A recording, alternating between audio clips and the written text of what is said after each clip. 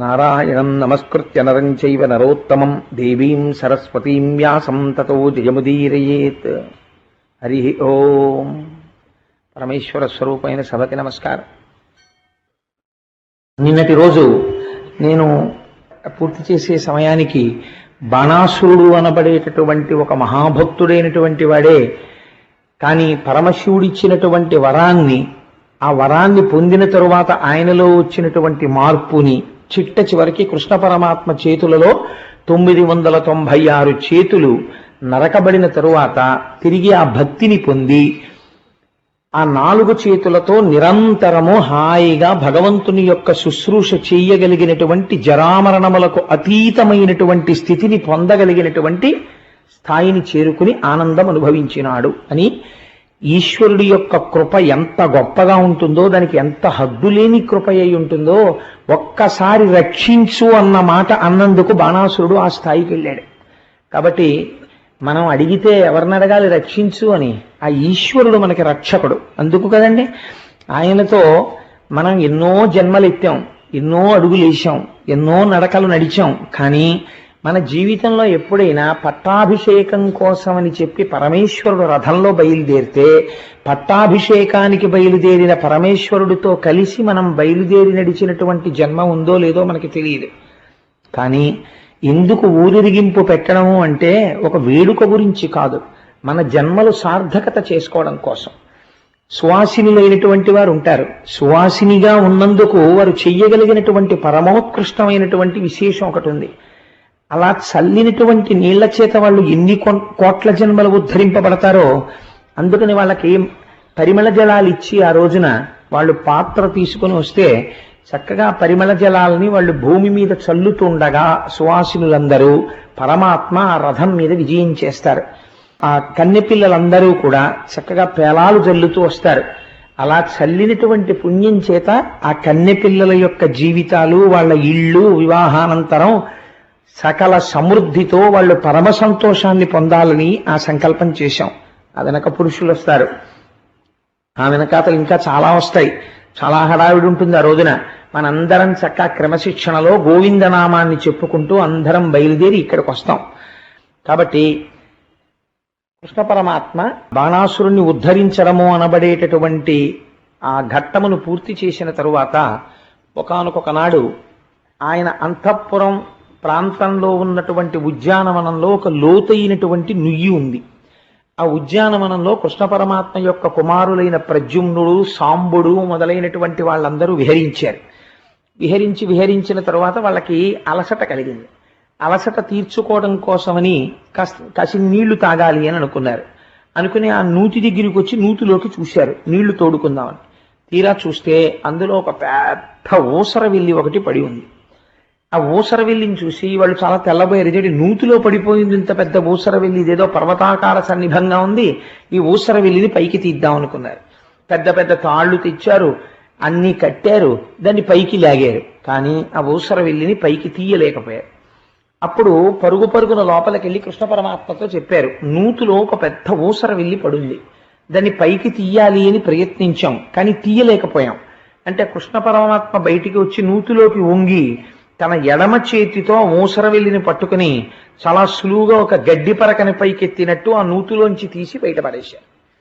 ఆయనకి తెలియనటువంటి విషయం ఏమి ఉండదు. కానీ సర్వజ్ఞుడైనటువంటి కృష్ణ పరమాత్మ ఈ సాంబుడు మొదలైనటువంటి వారిని అడ్డుపెట్టి లోకానికి ఒక గొప్ప ధర్మాన్ని ఉపదేశం చెయ్యాలి అని అనుకుని ఆ ఊసరవెల్లిని అడిగారు, నువ్వు ఎందుకు ఇంత పెద్ద ఊసరవెల్లి స్వరూపాన్ని పొందావు? ఊసరవెల్లి అంటే రంగులు మార్చేది, అది రంగులు మారుస్తుంది. దేని మీద ఉంటే ఆ రంగు పొందుతుంది. అది ఓ చెట్టు మీద ఉంటే ఆకుపచ్చగా వెళ్ళిపోతుంది, ఓ ఎండుటాకుల్లో పడిపోతే ఎండుటాకుల రంగులోకి వెళ్ళిపోతుంది. రంగు మార్చగలిగిన దాన్ని ఊసరవిల్లి అంటారు. తొండ ముదిరి ఊసరవిల్లి అయిందిరా అంటుంటారు మన వాళ్ళు. అందుకని నీకు ఎందువల్ల ఈ ఊసరవిల్లి జన్మ వచ్చింది అని అడిగితే ఆయన నమస్కారం చేసి, ఆ ఊసరవిల్లి అంది, మహానుభావా, నేను ఇక్ష్వాకు వంశంలో జన్మించినటువంటి నృగమహారాజుని, రామచంద్రమూర్తి యొక్క వంశంలో జన్మించారు. ఇదే కథని కించిత్ మార్పుతో రామాయణంలో ఉత్తరాఖండలో కూడా ఉంది. ఈ నృగమహారాజు గారు రాజ్య పరిపాలన చేస్తున్నటువంటి రోజులలో పరమధర్మాత్ముడు. ఆయన చెయ్యనటువంటి పుణ్యకార్యం లేదు. ఆయన ఒకచో భాగవతంలో చెప్పుకున్నాడు, ఆయన నా గురించి నేను చెప్పుకుంటే ఆత్మహత్య చేసుకున్నటువంటి పాపం వస్తుంది, కాబట్టి నేను చెప్పుకోకూడదు. కానీ కృష్ణ, ఈ భూమి మీద రేణువులు లెక్క పెట్టవచ్చేమో కానీ నేను చేసినటువంటి దానాలు లెక్క పెట్టలేరు. అన్ని దానాలు చేశాను. గోదానం, హిరణ్యదానం, పుస్తక దానం, నువ్వుల దానం దగ్గర నుంచి నేను చెయ్యని దానాలు లేవు. అన్ని దానాలు చేశాను.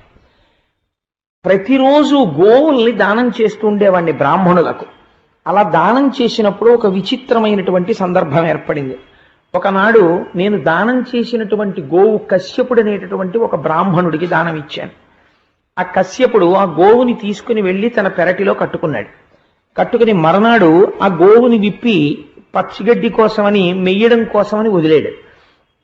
ఆ గోవు తప్పించుకుని అది అలవాటు ప్రకారం పూర్వం ఎక్కడుండేదో అక్కడికి నృగమహారాజు గారి దగ్గర ఉన్నటువంటి ఆలమందలోకి మళ్ళీ వెళ్ళిపోయింది. వెళ్ళిపోతే రాజు తాను దానం ఇచ్చేసినటువంటి గోవు తిరిగి మళ్ళీ వచ్చి తన మందలో కలిసిపోయింది అన్న విషయాన్ని గుర్తించలేకపోయాడు. గుర్తించలేక అదే ఆవుని వేరొక బ్రాహ్మణుడికి దానం చేశాడు. వేరొక బ్రాహ్మణుడు ఈ ఆవుని తోలుకుని వెళ్ళిపోతున్నాడు. వెళ్ళిపోతుంటే ఉన్న ఒకే ఒక్క జీవనాధారమై ఉన్నది ఆ ఆవు కశ్యపుడికి. ఇప్పుడు ఈ ఆవు కనపట్టలేదు. ఆ ఆవు కోసమని వెతుకుతున్నాడు. వేరొక బ్రాహ్మణుడు తీసుకెడుతున్నాడు దాన్ని. ఈ బ్రాహ్మణుడిని వచ్చి అడిగాడు, అది నా ఆవు, నాకు నృగమహారాజు గారు దానం చేశారు దాన్ని. ఈ బ్రాహ్మణుడు అన్నాడు, నేను ఇప్పుడే దానం పుచ్చుకున్నాను ఈ గోవుని. నువ్వు ఎప్పుడో పుచ్చుకున్నానంటున్నావు, నేను ఇప్పుడు పుచ్చుకున్నాను. నేనేం చౌర్యం చేసిన వాణ్ణి కాదు, నేను ఇప్పుడు రాజు దగ్గర దానం పుచ్చుకుని ఈ గోవుని తీసుకెడుతున్నాను అన్నాడు. లేదు, ఈ గోవు నాదన్నాడు కశ్యపుడు. కాదు, ఈ గోవు నాదన్నాడు యువతల బ్రాహ్మణుడు. వాళ్ళిద్దరి మధ్య పెద్ద రచ్చ బయలుదేరింది. ఇద్దరూ కలిసి నృగమహారాజు గారి దగ్గరికి వెళ్ళారు. వెళ్ళి, అయ్యా, ఈ గోవుని నాకు పూర్వం నువ్వు దానం ఇచ్చావు, అదే ఆవు నీ మందలో కలిసిపోయింది. నువ్వు మళ్ళీ ఈ ఆవుని వేరొక బ్రాహ్మణుడికి దానం ఇచ్చావు, కాబట్టి నా ఆవుని నాకు ఇప్పించు అని మొదటి బ్రాహ్మణుడు అన్నాడు. అంటే నృగమహారాజు గారు అన్నారు రెండవ బ్రాహ్మణుడితో, నా వల్ల పొరపాటు జరిగింది. మీకు దానం ఇచ్చిన గోవు నేను హితపూర్వం ఆ బ్రాహ్మణుడికి దానం ఇచ్చేసిన గోవు, కాబట్టి ఆ గోవుని ఇచ్చేసినట్లయితే నేను తిరిగి ఆ బ్రాహ్మణుడికి ఇచ్చేస్తాను అన్నాడు. ఆయన అన్నాడు, నాకు ఈ ఆవే కావాలి, నేను ఇవ్వనన్నాడు. అంటే రాజుగారు అన్నారు, నీకు 1,00,000 గోవులు ఇస్తాను, ఈ గోవుని విడిచిపెట్టు అన్నారు. 1,00,000 గోవులు కాదు కదా, నువ్వు ఎన్ని గోవులు ఇచ్చినా నాకు ఈ గోవే కావాలన్నా గోవును పట్టుకుని ఆయన వెళ్ళిపోయాడు. కశ్యపుడు వంక చూసి రాజన్నాడు, నీకు నా రాజ్యంలో భాగం ఇమ్మంటావా, లేకపోతే ఎన్ని వేల గోవులు కావాలి చెప్పు, నేను అన్ని గోవులు ఇస్తాను, నీకేం కావాలి చెప్పు, అవన్నీ ఇస్తాను, తీసుకెళ్ళి అన్నాడు. కశ్యపుడు అన్నాడు, నేను అడిగిన గోవుని నువ్వు ఇవ్వలేకపోయావు, నాకు దానం చేసిన గోవుని వేరొకరికి దానం చేశావు, గొప్ప దానం చేశావులే, ఇంకా నువ్వు నాకు ఇవ్వవలసింది ఏం లేదని కశ్యపుడు వెళ్ళిపోయాడు. కొంతకాలం అయిపోయింది, రాజు దాన ధర్మాలు చేస్తూనే ఉన్నాడు. కొంతకాలం అయిపోయిన తరువాత కాలమునందు ఎవరి శరీరమైనా పడిపోవడం అనేటటువంటిది చాలా సహజం కాబట్టి నృగమహారాజు గారి యొక్క శరీరము కూడా పతనం అయిపోయింది. పతనం అయిపోయిన తర్వాత ఈయన్ని స్వర్గలోకానికి తీసుకువెళ్ళబోతున్నారు. అప్పుడు దూతలు అన్నారు, వీరు అనుభవించవలసినటువంటి చిన్న పాప ఫలితం ఒకటి ఉంది, ఆ పాప ఫలితము పూర్తి అయిపోయాక స్వర్గలోకానికి తీసుకెడతాం, అందుకని మీరు ఆ పాప ఫలితం పూర్తయిపోయే వరకు ఒక పెద్ద ఓసరి విల్లి అయి నూతిలో పడి ఉండండి అన్నారు. ఏ పాపం చేశాను అన్నాడు నృగమహారాజు. ఒక బ్రాహ్మణుడికి దానం ఇచ్చిన గోవుని వేరొక బ్రాహ్మణుడికి దానం ఇచ్చావు, కాబట్టి ఓసర విల్లివై పడుండు. ఈ మాటలు ఎవరు చెప్పారు? నృగమహారాజు కృష్ణ పరమాత్మకి చెప్పారు. కృష్ణ పరమాత్మ యొక్క చేతి స్పర్శ తగిలినటువంటి కారణం చేత ఆ ఊసర వెళ్ళి తాను చేసిన పాపాన్ని పోగొట్టుకుని ఊర్ధ్వలోకముల నుంచి వచ్చినటువంటి రథమునికి ఆయన నృగమహారాజు గారు ఊర్ధ్వలోకాలకి వెళ్ళిపోయారు. ఇప్పుడు కృష్ణ పరమాత్మ అన్నారు, ఒక చిత్రమైన మాట అన్నారు, బ్రాహ్మణులకు చెందినటువంటి ధనాన్ని తెలిసి కాని తెలియక కాని ఎవరైనా అపహరిస్తే, అలా అపహరించినటువంటి కారణం చేత ఆ బ్రాహ్మణుడి కంటి వెంట నీటి బిందువు కింద పడితే అది ఎన్ని భూరేణువులను తాకుతుందో అన్ని కోట్ల జన్మలు వాడు రౌరవాది నరకములను అనుభవిస్తాడు, కుంభీపాత నరకంలో పారేస్తామండి. అంత దుష్కృత్యము సామాన్యమైనది కాదు. నా భక్తుడుగా ఉండాలనుకున్నవాడు బ్రాహ్మణ ద్రవ్యమును కాజేయడానికి వీలు లేదు. ఎవడు బ్రాహ్మణ ద్రవ్యం మీద ఆశ పెట్టుకుంటాడో వాణ్ణి ఎప్పటికీ నా భక్తుడిగా నేను దరి చేరనివ్వను. బ్రాహ్మణుల పట్ల నాకున్న భక్తి అటువంటిది. కాబట్టి ఎంతటి నృగమహారాజైనా పొరపాటు చేశాడు. ఒక బ్రాహ్మణుడికి దానం ఇచ్చిన గోవుని వేరొక బ్రాహ్మణుడికి దానం ఇచ్చాడు. కాబట్టి తెలిసి కాని తెలియక కాని బ్రాహ్మణ ధనాన్ని అపహరించిన వాడు, అపహరించడం అంటే బ్రాహ్మణుడికి ఇచ్చేసింది మళ్ళీ పుచ్చేసుకున్నాడు కాబట్టి అపహరించడమే, అపహరించినటువంటి వాడు ఆ పాప ఫలితమును అనుభవించవలసిందే. కాబట్టి నృగమహారాజు అనుభవించాడు. ఊసరవెల్లి అయి నూతిలో పడున్నాడు ఇంతకాలం. తెలిసి ముట్టుకున్నాడో తెలియక ముట్టుకున్నాడో అగ్నిహోత్రాన్ని ముట్టుకున్నాడు. కాలుతుందా కాల్దా చెయ్యి, కాలి తీరుతుంది. తెలిసి చేశాడా తెలియక చేశాడా నృగమహారాజు, అది అనవసరం. అధర్మం జరిగిందా లేదా, కాబట్టి ఆ పాప ఫలితం అనుభవించవలసిందే. సాధారణంగా ఈ వృత్తాంతాన్ని కృష్ణ భగవానుడు చెప్పినటువంటి విషయం వరకు అందరూ అంగీకరిస్తారు. కానీ మీ మనస్సులోకి నేను పరకాయ ప్రవేశం చెయ్యగలను. మీ మనస్సులో నృగమహారాజు గారి పట్ల ఒక చిన్న బాధ ఒకటి ఉండిపోయింది ఇది విన్న తర్వాత. ఏమంటే పాపం నీకు 1,00,000 గోవులు ఇస్తానన్నాడు కదా, ఆ గోవును వదిలేయచ్చు కదా, అంత మౌఢ్యం ఏమిటి ఆ బ్రాహ్మణుడికి? 1,00,000 గోవులు పుచ్చుకొని ఒక గోవును వదలచ్చు. పోనీ ఒక బ్రాహ్మణుడు మూఢుడై ఉండవచ్చు, పెద్ద విశేషం లేదు. కానీ రెండవ బ్రాహ్మణుడు పోనీ నీకు ఈ గోవు కాకపోతే రాజ్యం ఇస్తానన్నాడు. నాకు అక్కర్లేదా, ఆ గోవే కావాలి, నాకు ఇంకేం అక్కర్లేదని వెళ్ళిపోవడం ఏమిటి? వాళ్ళిద్దరూ ఒక పొరపాటు జరిగితే దిద్దుకోవలసినటువంటి అవసరం పోనీ బ్రాహ్మణులకు లేదా? బ్రాహ్మణుడైనటువంటి వాడు ఇతరులు చేసినటువంటి తప్పుని దిద్ది దాని వలన అవతల వాడికి పాపం రాకుండా ప్రయత్నం చేయవలసిన బాధ్యత బ్రాహ్మణుడి మీద లేదా? మరి వాళ్ళిద్దరు అలా ప్రవర్తించచ్చా? అంటే కృష్ణుడు కూడా కొంతమంది పట్ల కొందరి పట్ల పక్షపాతంతో ఉంటాడా? అందుకని చెప్పి కొంతమంది ధనాన్ని ముట్టుకుంటే నేను ఇంత శిక్ష వేస్తాను అని ఊరుకుండిపోయాడా? మరి లేకపోతే పాపం ఇన్ని 1,00,000 గోవులు ఇస్తానన్న నృగమహారాజు గారికి తగినంత న్యాయం జరిగినట్టుగా కథలో మాకు అనిపించడం లేదు. అందుకని ఈ తేడా ఎక్కడ వచ్చిందండి అని అడుగుతుంటారు. దీని మీద నేను కొన్ని వ్యాఖ్యానాలు చదివాను. కొందరు ఏం చేశారంటే చాలా తెలివైన పని చేశారు, అసలు ఏమీ చెప్పకుండా ఊరుకున్నారు. ఎందుకంటే అది తెలివైన పని కదా. ఇప్పుడు నేనైనా అసలు నిజంగా తెలివైన పని చేయాలంటే ఏం చేయాలంటే, పోతన గారు రాశారయ్యా, నేను రాశానా? వ్యాసుల వారు రాశారు, కృష్ణుడు అన్నాడు, నేను చెప్పాను, కథ చెప్పాను అనుకోండి. మొట్టమొదటి రోజునే చెప్పాను, మీకు తరచూ చెప్తున్నాను. మీరు నేను కూడా ఒక నమస్కారం పెట్టి అయ్యా అది సత్యము అని మీరు వినాలంటే భాగవతాన్ని అని ఒక సత్యము అని నమస్కారం పెట్టేసి మేము జాగ్రత్తగా ఉంటామంటే గొడవ వదిలిపోయి సైకిళ్ళు గట్రా మేము ఎత్తుకుపోవంటేను. అందుకని ఒక ఆవుని తనుదానం చేసిన ఆవు జోలికెడితేనే ఇంత గొడవ వచ్చిందే అని తెలుసుకుంటే జీవితం ఉద్ధరింపబడుతుంది కదండి. కానీ కొంతమంది వ్యాఖ్యాతలు చాలా అందమైన విషయాలు ఆవిష్కరించారు. నేను ఏ వ్యాఖ్యానమునందు దోషం ఏం పట్టట్లేదు. కానీ నాకు చాలా నచ్చినటువంటి విషయం ఒకచో ప్రస్తావింపబడింది. ఎంత అందమైనటువంటి మాట ఉల్లేఖింపబడిందంటే, అక్కడ బ్రాహ్మణుడు అనగా ఎవరు అంటే, బ్రాహ్మణుడు అనగా ఒక గడ్డి పరక మాత్రమే దొరికితే ఈశ్వరానుగ్రహం చేత నాకింత ఐశ్వర్యం ఇచ్చాడని తనకి ఉన్నదాని చేత ఎప్పుడూ తృప్తి పడిపోయి నాకెంత ఐశ్వర్యం ఇచ్చాడండి అని ఎవడు తృప్తితో ఉంటాడో, ఎవడు ఇంకా నాకేదో రాలేదని ఏడవకుండా ఉంటాడో వాడికి బ్రాహ్మణుడని పేరు. కాబట్టి బ్రాహ్మణుడు అనగా ఏమిటి? దొరికిన దానితో తృప్తిని పొంది ఉండాలి తప్ప అవకాశాన్ని అడ్డు పెట్టుకుని చాలా సంపాదించే ప్రయత్నం చేస్తే ఏది పోతుంది? బ్రాహ్మణ్యం పోతుంది. కాబట్టి కశ్యపుడు ఆవు పోయినప్పుడు ఒకే ఆవుని దానం పుచ్చుకున్నాడు. ఆయన రోజు వెళ్ళి దానాలు ఆయన పుచ్చుకోలేదు, ఒక ఆవునే దానం పుచ్చుకున్నాడు. ఆ పుచ్చుకున్న ఒక్క ఆవుతో తన జీవితాన్ని నడిపేస్తున్నాడు. అటువంటి ఆవు పోయింది. ఆ ఆవు కోసం వెతికాడు, పట్టుకున్నాడు. రాజు ఏమన్నాడు? నీకు ఏదైనా ఇస్తాను, కోరుకోమన్నాడు. అలా కానీ తనదైన వస్తువుని వదిలిపెట్టేసి తను పోషించవలసిన గోవుని వేరొకరు తీసుకెళ్లిపోయినా సరే విడిచిపెట్టేసి అది తనదై ఉన్నది దానం పట్టి ఉన్నాడు, తాను దానం ఇవ్వలేదు. కాబట్టి ఎప్పటికీ దానం పట్టి ఉన్నాడు. కాబట్టి ఆ గోవు ఎవరిది? ఆయనదే. ఆయన గోవుకి సేవ చేసి ఆయన జీవించాలి. కానీ ఇప్పుడు ఆ గోవుకి సేవ చేసి దాని పదార్థాన్ని ఆయన పుచ్చుకోలేడు. ఎందుకని? అది వేరొకరికి దానం చేయబడింది. నాది అని వేరొక బ్రాహ్మణుడు కూడా ఇప్పుడు దాని మీద భ్రాంతి పెంచుకుని ఉన్నాడు. ఇప్పుడు తను లాక్కుంటే అవతల బ్రాహ్మణుడి మనస్సు కష్టపడుతుంది. రాజు అన్నాడు కదా అని 1000 గోవులో 1,00,000 గోవులో తాను పుచ్చుకోకూడదు. రాజు ఏ మాట అనాలి? నా వలన మహాపరాధం జరిగింది, నన్ను మన్నించండి అని ఒక్క మాట అని బ్రాహ్మణుడి పాదములు పట్టుకుని ఉండాలి. కానీ అవతల వారి యందు ఉన్నటువంటి తృప్తిని గమనించలేకపోయాడు.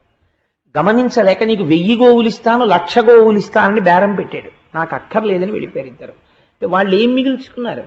వాళ్ళ బ్రాహ్మణ్యాన్ని వాళ్ళు మిగిల్చుకున్నారు. బ్రాహ్మణ్యము అన్నది అపారమైన తృప్తితో పొందవలసినటువంటి లక్షణము. అంతేకాని బ్రాహ్మణ్యము అనేటటువంటిది కేవలముగా బాహ్యమునందుండేటటువంటి కొన్ని లక్షణముల చేత అన్ని వేళలా బ్రాహ్మణ్యం ఉన్నది అని చెప్పడం కుదురుతుందా అంటే అది కూడా చాలా కష్టం. అప్పుడు ఏమనవలసి ఉంటుందంటే బహుశः భ్రష్ట బ్రాహ్మణ్యము అని అనవలసి ఉంటుందేమో అని నేను అనుకుంటున్నాను. రామకృష్ణ పరమహంస మూర్ఖనారాయణుడు అన్నట్లు. కాబట్టి వాళ్ళు వాళ్ళ బ్రాహ్మణ్యాన్ని నిలబెట్టుకున్నారు. కానీ పొరపాటు మాత్రం ఎవరి వల్ల జరిగిపోయింది? దిద్దరానంత తప్పు ఎక్కడ జరిగింది? దానము చేసిన గోవు తిరిగి తన మందలో కలవకుండా చూసుకోవడంలో ఏమరపాటు పొందాడు రాజు. కాబట్టి తప్పు ఎవరి ఖాతాలో వేసేశారు అంటే ధర్మాధర్మ పరిశీలనము చేసేటప్పుడు అక్కడేం పక్షపాతాలు ఉండవు. స్త్రీ పురుష పండిత పామర కుల మత వర్ణ వివక్ష లేకుండా ఈశ్వరుడు శిక్ష విధిస్తాడు. అది కృష్ణ పరమాత్మ యొక్క వాక్యం.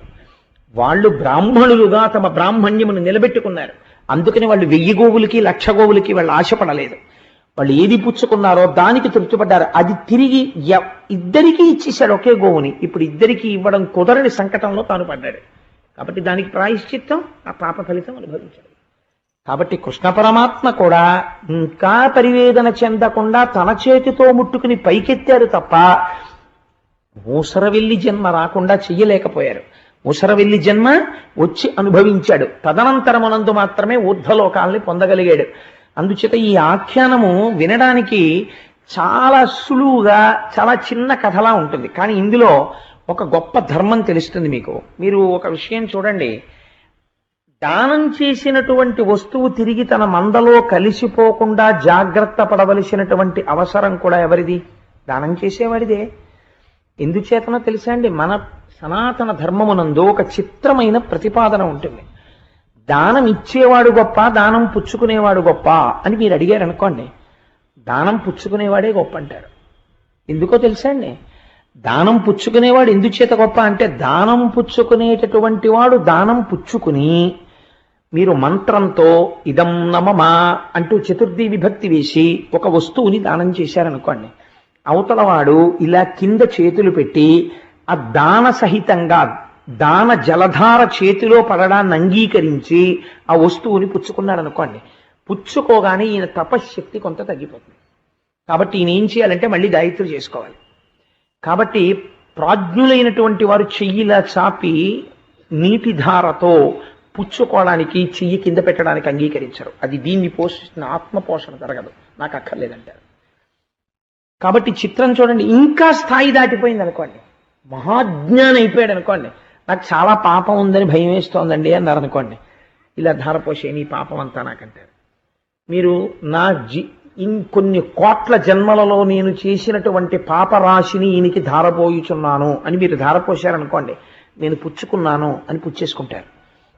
మరి ఇప్పుడు యువతల వాళ్ళు పతనం అయిపోరా మరి పుచ్చుకున్న వాళ్ళు అంటే, మీరు అగ్నిహోత్రంలోకి తీసుకెళ్లి అరటిపండేసినా కాలిపోవలసిందే, లేకపోతే నెయ్యి వేసినా కాలిపోవలసిందే, ఎండిపోయినటువంటి పేడు వేసినా కాలిపోవలసిందే. అవతలవాడు జ్ఞానాగ్ని స్వరూపమై నిలబడిపోతే ఒకవేళ వాడి దగ్గరికి పాపరాశిని దానం పుచ్చుకున్నా అది వాడిని ఏం చేయలేదు, అది కాలిపోతుంది అంతే వాడి దగ్గరికి వెళ్ళి. రమణ మహర్షి ఒక సందర్భంలో అలా పుచ్చుకున్నారు ఒకరి దగ్గర. నీ పాపమంతా నాకు ధారపోసే, నీకు భయం అయితే అన్నారు. ఆయన ధారపోసాడు, ఆయన పుచ్చుకున్నారు. ఏమైనా చేసిందా రమణ మహర్షిని? దగ్ధం అయిపోయిందంటే ఆయన దగ్గర. అందుకే గురువు అంటే ఎవరో తెలుసా? పైకి దేహముతో ఉంటాడు, లోపల తనలో ఉన్నటువంటి జ్ఞానం అనే అగ్నిపర్వతం వెలిగిపోతుంటుంది. ఆ వెలిగిపోతున్నటువంటి జ్ఞానాగ్ని పర్వత రూపమై ఉంటాడు. కాబట్టి ఆయన చేతిలో పడినటువంటి వస్తువు వలన అక్షయమైన అనంతమైనటువంటి ఫలితం వచ్చేస్తూ ఉంటుంది. ఆయన ప్రతిగ్రహీతయ్యి పుచ్చుకున్నప్పుడు ఈశ్వరాంశయ్యి తీసుకుంటాడు. కాబట్టి గురువుల యొక్క స్థితి, మహాజ్ఞానుల యొక్క స్థితి అలా ఉంటుంది. ఆ దానం చేసేటప్పుడు అన్నిటికన్నా ఎంత జాగ్రత్తగా ఉండాలో మనకి ఇది నేర్పుతుంది. దానం చేసేటప్పుడు ఇవాళ రేపు అంటే మనకి దానం చేసేటటువంటి విధి విధానాలు కూడా చాలా అసహ్యకరంగా అర్థం లేనివిగా తయారయ్యాయి. కానీ దానం చేసేటప్పుడు అవతల వాళ్ళ కాళ్ళు కడిగి, ఆ కాళ్ళు కడిగినటువంటి నీళ్లు తల మీద చల్లుకుని భార్యాభర్త కలిసి మంత్రపూర్వకంగా నీటితో కలిపి అవతల వారికి ఇచ్చి తిరిగి అవతల వారి పాదములకు నమస్కరిస్తే ఆ దానము దానమిచ్చేటప్పుడు వినయము వలన మీరు చేసినటువంటి దానానికి ఫలితం కలుగుతుంది. చాలా మంది మేము దానం చేశామండి అంటారు. నేను ఇలా చెప్పాను అని సభలో మీరేమనుకోకండి. శివాలయంలో మినువులు దానం చెయ్యండి అంటారు. ఎందుకు ఫలితం కనపడలేదు మాకు అంటారు. ఎందుకు కనపడదో నేను మీకు ఒక చిన్న విషయం చెప్తాను. శివాలయం లోపల మీరు ఆలయం యొక్క అంతరాలయమునందు కూర్చున్నా, శివాలయంలో కూర్చుని మీరు ఏదైనా ఒక మంచి పని చేస్తున్నా పైన ఏమీ ఉండకూడదు. చొక్కా కాని బనీని కాని ఏదీ ఉండకూడదు. సాధ్యమైనంత వరకు దేవాలయాల్లో అసలు అలా ఉండకూడదు. ఈశ్వర పూజ చేసేటప్పుడు కానీ, సంకల్పం చెప్పి ఏదైనా చేసేటప్పుడు కానీ విచిత్రమైనటువంటి స్థితి ఏమి ఏర్పడుతోందంటే, చొక్కాలు వేసేసుకుని బనీని వేసేసుకుని బెల్ట్ పెట్టేసుకుని, అన్నిటికన్నా దారుణమైన విషయం ఏమిటో తెలుసా అండి? బెల్ట్ పెట్టుకుని గుళ్ళోకి వెళ్ళడం. ఎందుకో తెలుసా? బెల్ట్ ఎక్కడి నుంచి వస్తుందండి? ఒక జంతువు చచ్చిపోతే ఆ జంతువు యొక్క చర్మంలోంచి తీస్తారు, దాన్ని తీసి బెల్ట్ తయారు చేస్తారు. ఒక చచ్చిపోయిన జంతువు యొక్క చర్మాన్ని క్రౌర్యంతో ఊడతీసి ఎండపెట్టి పదును పెట్టి దాన్ని తీసుకొచ్చి నువ్వు మొలకు కట్టుకుని నువ్వు దేవాలయ ప్రవేశం చేసినటువంటి దానమునందు శుద్ధి ఎక్కడుంది? శుద్ధి లేదు. అసలు నువ్వు చేస్తున్న దాని యందు శుద్ధి లేనప్పుడు అది ఈశ్వరుడు యొక్క ప్రీతిని మీకు ఎలా తీసుకొస్తుంది? ఆ ప్రీతి ఆవిష్కరింపబడదు. మీరు చేసే దానానికి ఫలితం ఉండదు. మీరు దానము చేసేటప్పుడు చూపించినటువంటి వినయము వలన ఈశ్వరుడు ప్రీతి చెందుతాడు. ఈశ్వరుడు ప్రీతి చెందితే మీరు చేసిన దానానికి ఫలితం వస్తుంది. లేకపోతే ఇలా మినుములు దానం చేసేగానే అలా మా అబ్బాయికి ఉద్యోగం వచ్చేసి, ఇలా నేను నువ్వులు దానం చేసేస్తే వెంటనే ఎవరో మా తెలుసున్న వాళ్ళకి జబ్బు తగ్గిపోయి వెంటనే ఆయన లేచి ఓబా ఆఫీస్కి వెళ్ళిపోయి అయిపోవాలి. అలా ఎందుకు అవ్వదండి? కొంతమందికి ఫలితం ఇస్తుంది, కొంతమందికి ఫలితం ఇవ్వదు. ఎందుకు ఇవ్వదు అంటే, ఒక వ్యక్తే గింజలు జల్లుతాడు, జల్లిన కొన్ని గింజలు రాళ్ల మీద పడతాయి, మొలకలెత్తావు. కొన్ని గింజలు ఎండిపోయిన నేల మీద పడతాయి, మొలకలెత్తావు. తడిగా ఉన్న నేల మీద పడినటువంటి విత్తనం మాత్రమే మొలకెత్తుతుంది. నువ్వు దానం చేసేటప్పుడు కొంత శ్రద్ధ అవసరం. చిన్న అజాగ్రత్త నృగమహారాజుని ఫలితం మాట దేవుడెరుగు, పాపం అనుభవింపచేసింది. దానం చేసేటప్పుడు ఎంత జాగ్రత్తగా ఉండాలో, ఎంత పవిత్రంగా ఉండాలో మనస్సు. నేనిస్తున్నానన్న అహంకారం లేకుండా శ్రీమన్నారాయణుడు నా ఎదట నిలబడి తాను పుచ్చుకొని నాకు అనంతమైన ఫలితాన్నిచ్చి ఈ జన్మలో ఈ శరీరంతో నేను అనుభవించేటటువంటివి మాత్రమే అనుభవించగలను, కానీ ఉత్తర జన్మలలో అనుభవించడానికి కావలసిన ఫలితాన్ని నాకు ఇవ్వడం కోసమని ఈశ్వరుడు వచ్చి నా ఎదుట నిలబడి దానం పుచ్చుకున్నాడు. నేనెంత ధన్యుణ్ణి, కాబట్టి నాకు ఇంత ఉపకారం చేశామని నమస్కరిస్తారు. ఇది మీకు ఎక్కడా కనపడదు, సనాతన ధర్మంలో తప్ప. అంత విశేషమైనటువంటి స్థితిని ఆవిష్కరిస్తుంది. కాబట్టి ఆ దానం అనేది ఎంత జాగ్రత్తగా ఉండాలో, ఆ దానము పట్ల సరి అయిన నిబద్ధత లేకపోతే ఎలా ఉంటుందో తెలిసిన తరువాత కూడా, ఇప్పుడు ఒకసారి దానము చేసినటువంటి వస్తువు మళ్ళీ తన దగ్గర కలిసిపోయి మళ్ళీ తను దానం చేశాడంటే, ఇచ్చిన వాడికి తెలియకుండా ఆ వస్తువు మళ్ళీ తన దగ్గరికి వచ్చేసింది అంటే, తెలిసి చేరినా తెలియక చేరినా అది చౌర్యం అయిపోయింది. తనది కానిది తనదైంది.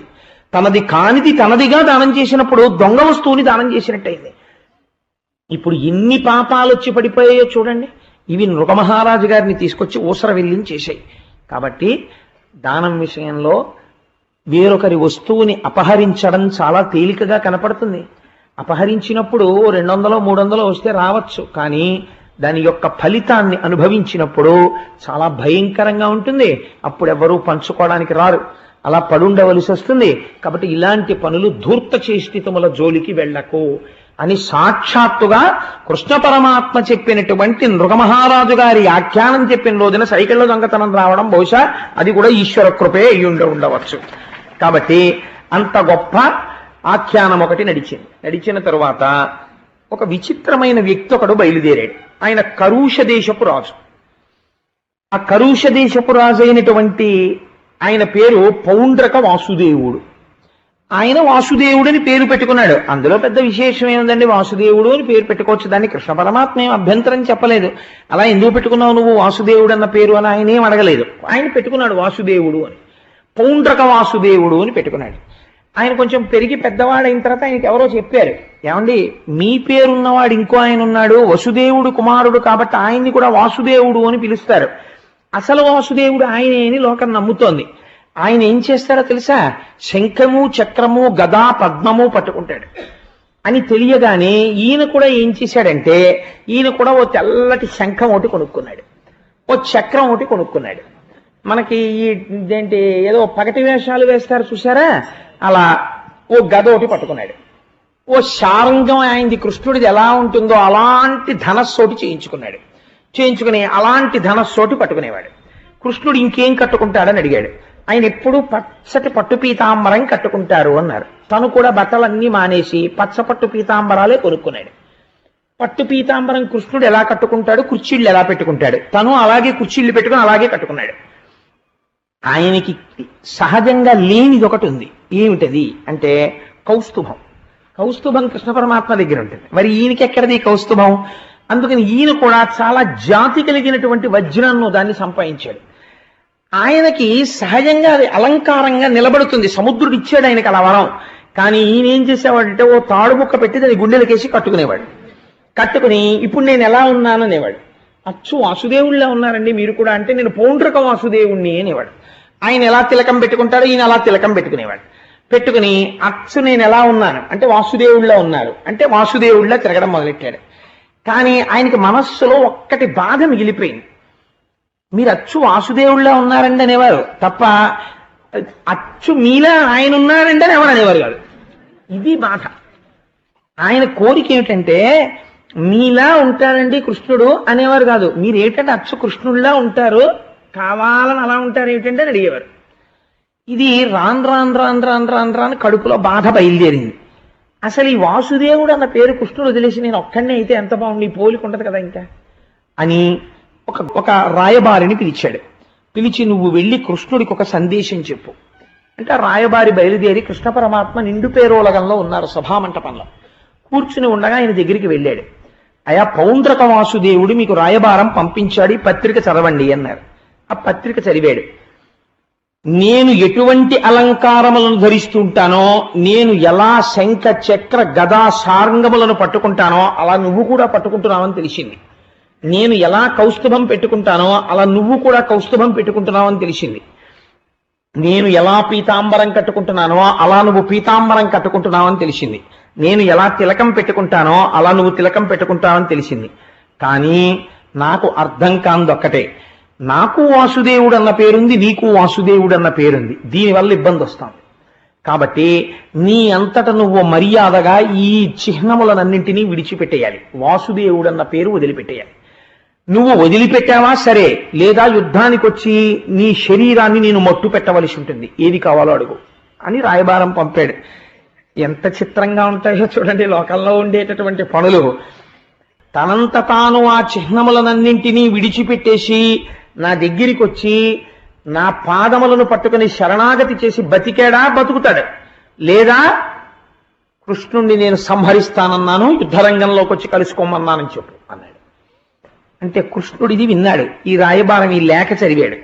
ఆయనకి నవ్వాలో ఇలాంటివన్నీ ఏం చెయ్యాలో అర్థం కాలేదు. ఆయన అన్నాడు, వీడికి నేను ఏం జవాబు చెప్తాను, నేను చెప్పేది లేదు, వాడు నాకు చెప్తున్నాడు ఈ చిహ్నములను విడిచిపెట్టేయమని, ఇవి నాకు సహజములు, నేను విడిచిపెట్టడం ఎలా కుదురుతుంది? కాబట్టి వాడే విడిచిపెట్టాలి ఇప్పుడు. అందుకని వాడు కోరుకున్న రెండో కోరిక నేను అంగీకరిస్తున్నానని చెప్పు, యుద్ధ భూమిలో కలుసుకుందాం.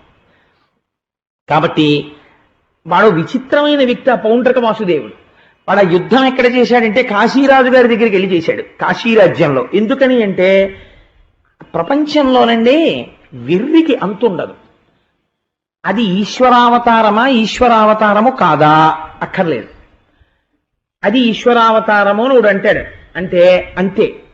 అసలు నిజంగా వ్యాసుడు ఎప్పుడు చెప్పాడు, అవతారం ఉందా అవతారం లేదా అది కూడా ఉండదు.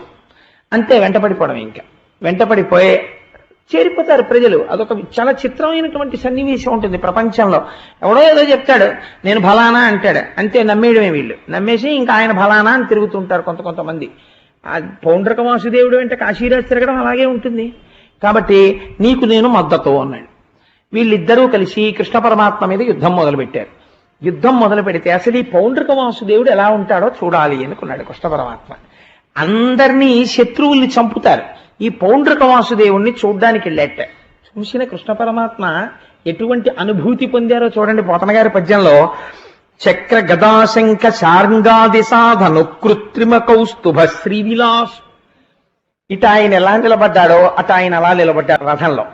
ఈయన శంఖము చక్రము శార్ంగము గద పట్టుకుని నిలబడ్డారు. వాడు కూడా అలా ఓ 2 అట్ట చేతులు పెట్టుకున్నాడో 2 చేతులతో 4 కట్టుకున్నాడో వాడు నిలబడ్డాడు. ఈయనకి కౌస్తుభం ఉంది, మరి వీడికి ఎక్కడదని చూశారు. వాడు అలా అది ఎలా ఉంటుందో అలాంటి రత్నం ఒకటి తెచ్చుకుని వాడు గుండెలకు కట్టుకున్నాడు. కృష్ణ పరమాత్మ ఎలా హారాలు వేసుకుంటారో, ఎలా మణికంకణాలు పెట్టుకుంటారో, ఎటువంటి నూపురాలు పెట్టుకుంటారో అలాంటి ఆభరణాలే వాడు పెట్టుకున్నాడు. కృష్ణ పరమాత్మ ఎటువంటి పచ్చటి పట్టుపుట్టం కట్టుకుంటారో అటువంటి పచ్చటి పట్టుపుట్టం కట్టుకున్నాడు. యుద్ధం చెయ్యడానికి ఎంతో సంతోషంగా కృష్ణ పరమాత్మ యొక్క రథానికి ఎప్పుడు 5 గుర్రాలు కడతారు. ఆ 5 గుర్రాలు కూడా చాలా చిత్రమైనటువంటి పేర్లతో ఆ 5 గుర్రాలు దారుకుడే నడుపుతాడు ఆ గుర్రాల్ని. అలాంటి గుర్రాలనే కట్టుకుని వాడు రథాలని పట్టుకుని యుద్ధానికి వచ్చాడు. ఆత్మ సమవేష్, తాను ఎలా ఉన్నాడో ఆయన అలా ఉన్నాడు. ఆశ్చర్యపోయాడు రథం మీద చూసి. స్టేజ్ మీద యాక్ట్ చేసేవాళ్ళు ఏదో జూనియర్ ఎన్టీఆర్ జూనియర్ ఏఎన్ఆర్ అని పేరు పెట్టుకుని మా చిన్నతనంలో రికార్డింగ్ డాన్సులు జరుగుతుండేవి. జరిగితే ఎన్టీ రామారావు ఎలా ఉంటాడో అలాగే జూనియర్ ఎన్టీఆర్ అన్న ఆయన ఉండేవారు. ఉండి ఆ ఎన్టీఆర్ ఎలా నటిస్తారో అలా ఈయన నటిస్తుండేవారు. ఆ ఏఎన్ఆర్ ఎలా నటిస్తారో అలా ఈయన నటిస్తుండేవారు. ఇద్దరు ఆ హావభావాలు, ఆ శరీర ఆకృతి, ఆ సౌష్ఠవం, ఆ ఆహార్యం కూడా అలా పొందిక కుదిరేది. వాళ్ళు నిజంగానే చాలా తమాషాగా ఉండేవారు చూడ్డానికి. ఉండి నిజంగా వాళ్ళేనేమో అనిపించేది, అంత చక్కగా ఉండేవారు. అందుకని అలా చేసేవారు. అలా రంగస్థలం మీద నటుడు ఎలా ఉంటాడో అలా అచ్చు గుద్దినట్టు తనలాగే ఉన్నాడు అవతల రథం మీద. హర్షం ఇగురొత్త నవ్వె పద్మాయతాక్షు, ఆయన్ని చూసి పకపక పకపక ఆ నవ్వెట్ట కృష్ణుడు. అంత వాడును ద్వత్తుడగుచునడరి. ఇంత కృష్ణ పరమాత్మ కూడా పౌండ్రక వాసుదేవుణ్ణి చూసి ఒక పెద్ద నవ్వు నవ్వి యుద్ధాన్ని ప్రారంభం చేశారు. ప్రారంభం చేసి బ్రహ్మాండమైన యుద్ధం జరిగింది. ఏదో కాసేపు వాళ్ళ సైన్యం వాళ్ళు చెయ్యగలిగిన యుద్ధం చేశారు. ఆఖరికో బాణం వేసి కొట్టాడు, ఒకటి ఠామ్మని కింద పడి చచ్చిపోయాడు. చచ్చిపోతే జరిగిన చిత్రం ఏమిటో తెలుసా అండి? ఒక ఆశ్చర్యకరమైన సంఘటన జరిగింది. ఆ చచ్చిపోయిన వాడిలో ఉన్నటువంటి తేజస్సు పైకి లేచి కృష్ణ పరమాత్మలో కలిసిపోయింది. ఇది వినగానే పరీక్షిత్తు తెల్లబోయాడు. ఇదేమిటయా ఆయనలో తేజస్సు ఈయనలో ఎలా కలిసింది అన్నాడు. అంటే పరీక్షిత్ అన్నాడు, ఎలా ముట్టుకున్నది అగ్నిహోత్రం. వాడు పంచ కట్టుకుంటే నేను అచ్చు కృష్ణుల్లా కట్టుకున్నానా అని కట్టుకునేవాడు. వాడు గొలుసు వేసుకుంటే అచ్చు కృష్ణుల్లా వేసుకున్నానా, వాడు చక్రం పట్టుకుంటే అచ్చు కృష్ణుడి చక్రంలా ఉందా, వాడు ఏం చేసినా కృష్ణుల్లా ఉన్నానా కృష్ణుల్లా ఉన్నానా కృష్ణుల్లా ఉన్నానా, తన శరీరం కృష్ణుల్లా ఉన్నానా, కృష్ణుల్లా మాట్లాడుతున్నానా, కృష్ణుల్లా చెప్తున్నానా, అన్ని కృష్ణుల్లా కృష్ణుల్లా కృష్ణుల్లా అనుకుంటూ వాడు కృష్ణుడిల్లా అనుకోవడంలో మనస్సునందు కృష్ణ భావనను పొంది ఉన్నాడు. కాబట్టి వాడు ఏ కారణం చేత చచ్చిపోయినా సంతతము తలిచింది ఆ వస్తువుని, కాబట్టి ఆ వస్తువులోనే కలిసిపోయాడు. అది దాని ఫలితం అన్న. ఎంత చిత్రం అండి నిజంగా. పౌండ్రక వాసుదేవుడు వృత్తాంతం చాలా చిత్రంగా ఉంటుంది మనకి. అందులో అనేకమైనటువంటి నీతి కూడా ఉంటుంది. కానీ ఇవాళ నేను సభలో చెప్పగలిగిన నీతులు కావు. భగవంతుణ్ణి అనుకరించేటటువంటి ప్రయత్నాలు చెయ్యకూడదు. ఆయన పేరుతోటి, ఆయన యొక్క అవతారాలతోటి, ఆయన యొక్క లీలలతోటి ఈశ్వరుణ్ణి అనుకరించే ప్రయత్నం ప్రమాదకరము. అటువంటివి ధూర్త చేష్టితములు అయిపోతాయి. కాబట్టి ఆ నీతిని ఆవిష్కరించి అటువంటి లీల జరిగిన తరువాత ఆ కాశీ పట్టణంలో ఉండేటటువంటి కాశీరాజు యుద్ధం చేశాడు. ఆయన తల తెగి పడిపోయింది. ఇలాంటి వాటికి అనవసరంగా వెళ్ళి కాశీరాజు తల తెగి పడిపోయింది, కానీ ఆయనలో ఉన్న తేజస్సు ఈయనలో చేరలేదు. అది విచిత్రం. కాశీరాజు కాశీరాజుగానే ఉన్నాడు. పౌండ్రక వాసుదేవుళ్ళ కనీసం ఆ భావం లేదు. ఎక్కడి నుంచి వస్తుంది తేజస్సు కలవమంటే కలవలేదు. వాళ్ళ కొడుకైతే ఆభిచారిక హోమం చేశాడు కృష్ణుడి మీద. ఆ తేజస్సుని తన చక్రంతో అవతలకి తోసవతల పారేశాడు కృష్ణుడు. కాబట్టి ఇలాంటి అనవసరపు విషయాల జోలికి వెళ్ళి మద్దతులు ప్రకటించడం, తిరగడం, ఇటువంటివి లేనిపోయినటువంటి ఇబ్బందులు తీసుకొస్తాయని మనకి సాత్వికమైనటువంటి ఆరాధన, వ్యాస భగవానుడి చేత ప్రతిపాదింపబడినటువంటి భగవంతుని యొక్క మూర్తులు, అటువంటి వాటిని ఆరాధన చేసి మనస్సుని సత్వగుణంతో ఉంచుకొని భగవంతుని యందు చేరే ప్రయత్నం చెయ్యాలి తప్ప లేనిపోని భేషజాలన్నవి అంత మంచివి కావు అని ఒక హెచ్చరిక చేసేటటువంటి ఒక అద్భుతమైనటువంటి లీల. ఇది జరిగిన తరువాత ఒకనాడు నారద మహర్షికి ఎవరో ఎక్కడో తిరుగుతున్నప్పుడు, ఆయన అన్ని లోకాలు తిరుగుతూ ఉంటాడు కదా, ఒక మాట చెప్పారు ఆయనతో. నారదా నువ్వు వెళ్ళావా కృష్ణుడు 16,000 మందిని పెళ్లి చేసుకున్నప్పుడు అన్నారు. అంటే 16,000 మందిని ఎన్ని రోజులు పెళ్లి చేసుకున్నాడు అని అడిగాడు. ఇన్ని రోజులో పెళ్లి చేసుకోలేదు. ఆయన నరకాసురుడి దగ్గరికి యుద్ధానికి వెళ్ళినప్పుడు నరకాసురుడు తీసుకొచ్చి దాచినటువంటి కారాగారంలో బంధించినటువంటి 16,000 మంది రాజకుమార్తెల్ని సౌధానికి తీసుకొచ్చి 16,000 మందికి 16,000 సౌధాలు నిర్మించి 16,000 మందిని ఒకే ముహూర్తంలో ఒకే కృష్ణుడు 16,000 మంది కృష్ణులై ఒకే ముహూర్తానికి తాళి కట్టాట అన్నారు. అంటే నారదుడు ఆశ్చర్యపోయాడు. 16,000 మంది కాంతలకి 16,000 మంది కృష్ణులు తాళి కట్టారా? ఇది ఎలా జరుగుతుంది అంటే అంత జ్ఞాని ఎటువంటి మోహానికి లోనయ్యాడో చూడండి. తాళైతే కట్టాడు, సంసారం ఎలా చేస్తుంటాడు? 16,000 మంది ఇటు 8 మందినా? అసలు కృష్ణుడు 16,000 మంది దగ్గర ఇంకా మనసులో లెక్కలు కట్టేసుకున్నాడు, చాలా లెక్కలు. ఎవరి దగ్గరికి ఎన్ని రోజుల తర్వాత వెడుతుంటాడు? అసలు గుర్తుంటుందా కృష్ణుడు మళ్ళీ వస్తే? లేకపోతే కృష్ణుడికే గుర్తుంటారు? 16,000 మందిలోనూ ఓ భార్య బజార్లో కనపడింది అనుకోండి, ఏమేమి నువ్వు ఇక్కడున్నా అనగలరా? కృష్ణుడు గుర్తుంటుందా అని ఆయనకి లోపల చాలా ఆలోచనలు వచ్చేసాయి. ఇంకా వచ్చేసి వీటన్నిటి పర్యవసానం ఏమిటో తెలుసా అండి? ఇన్ని భాగవతంలో చెప్పరు, కానీ మనస్సు ఆ స్థాయికి వెళ్ళిపోయి అంటే మన మనస్సు కూడా స్థాయికి వెళ్ళిపోతూ ఉంటుంది సుమా. చక్కదిద్దడానికి దశమస్కందంలో ఉత్తర భాగాన్ని చివరికి వెళ్ళిపోతుండగా ఈ లీలలు తీసుకొస్తారు. ఇంకొకరు ఎందుకని నారదుణ్ణి తీసుకొచ్చారు ఆ లీలలోకి. అసలు సంసారం ఏం చేస్తున్నాడో, ఇంతమందితో ఎలా ఉంటాడో ఒకసారి చూసొద్దామని బయలుదేరి భూలోకానికి వచ్చాడు. ద్వారకానగరంలో ప్రవేశించాడు. అబ్బో, ఆ ద్వారకానగరం పరమరమణీయంగా ఉంది. ముందు ఎవరింటికి వెడదామని ఆలోచించాడు. ఏదో ఓ ఇల్లు కనపడింది, ఏ ఇల్లైనా కృష్ణుడి ఇల్లేగా అక్కడ. అందుకని ఆ అంతఃపురంలో ఆ లోపల ఉన్నటువంటి ఇళ్ళన్నీ కృష్ణ పరమాత్మ యొక్క భార్యలే వాళ్ళందరూ. అందుకని ఏ భార్య ఇంటికి వెడితే పోదు కాబట్టి ముందు ఇదిగో ఎదురుకుండా ఇదేదో కనపడుతోంది, కృష్ణుడి భార్య నెంబర్ ఎంతో మనకి తెలియదు, కానీ ఓసారి లోపలికి వెళ్ళి చూద్దాం ఇక్కడ ఉన్నాడో లేడో. లేకపోతే ఆవిడని అడగచ్చు, అమ్మ ఎప్పుడు వచ్చాడు కృష్ణుడు, మళ్ళీ ఎప్పుడు వస్తాడు, ఏమిటి విషయం అని అడగాలని. 16,000 మందికి 10 మందే పిల్లలు. తెలుసా అండి విచిత్రం? అందరికీ 10 మందే, అష్టమహిషులకు కూడా 10 మందే. 11 లేరు, 9 లేరు, ఎవరికి సమానమైన సంతానాన్ని ఇచ్చాడు ఆయన. ఆయన అస్కలిత బ్రహ్మచారిని అమలిక పెట్టుకుని ఉంటాడు. అది విచిత్రం కృష్ణుడిది.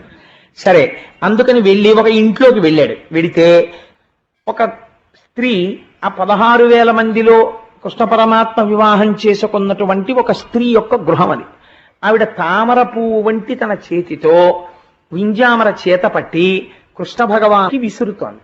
విసురుతున్నప్పుడు ఆయన పాదాల దగ్గర నుంచి ఆయన తల వరకు గాలి తగిలేటట్టు ఎంతో అందంగా గాలి విసురుతోంది. ఆవిడ మహాసౌందర్య రాశి అయి ఉంది. చూశారు నారదుడు, ఓహో ఇక్కడున్నాడు కాబట్టి ప్రజెంట్ పెట్టుకుందాం.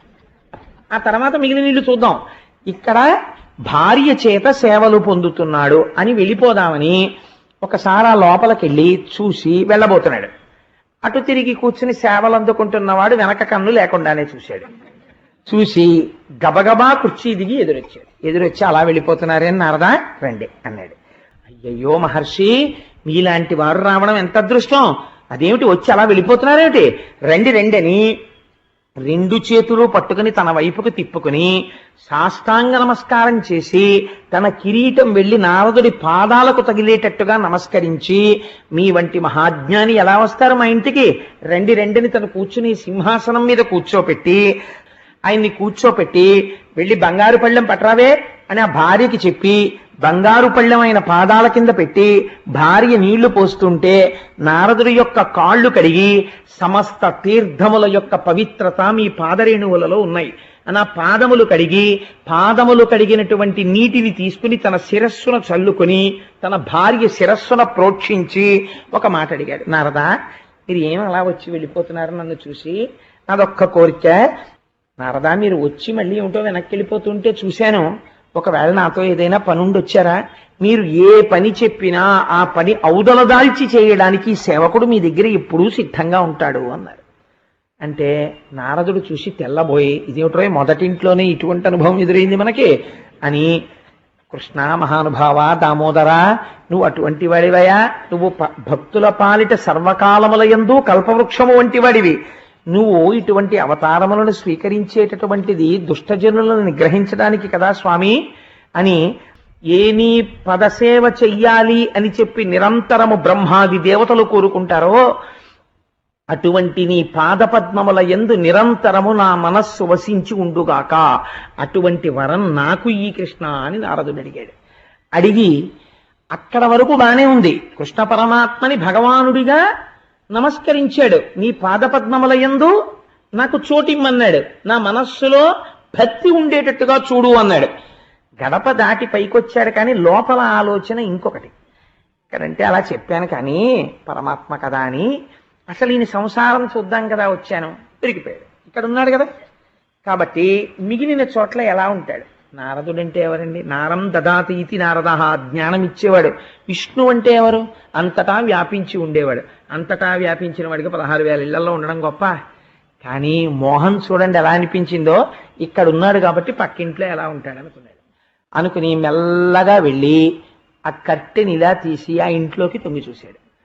కొంచెం కాళ్ళ గజ్జెలు చప్పుడైనా గడప దాటి అడిగెట్టినా రా అంటాడేమో, మళ్ళీ బాగుండదు.